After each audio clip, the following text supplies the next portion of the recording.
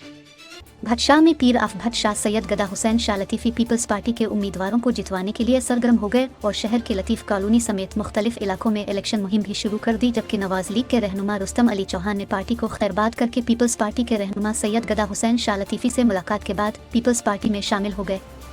इस मौके पर लतीफ़ कॉलोनी में इलेक्शन ऑफिस का इफ्तिताह भी किया गया, जिसमें मुख्तलिफ बरादरियों से ताल्लुक़ रखने वाले अफराद ने पीपल्स पार्टी के उम्मीदवार मखदूम जमील जमा और मखदूम महबूब जमा की मुकम्मल हिमायत का ऐलान किया।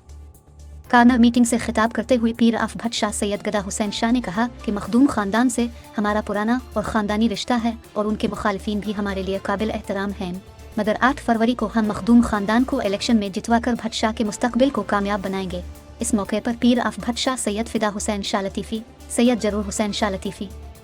सरवरी जमात के रहनुमा मोहम्मद आरिफ खान काका, सैयद नियर अब्बास, सैयद जमाल शाह लतीफ़ी, आदिल राजपूत, अमीर बुलेदी, यूनस सुमरू और दीगर भी मौजूद।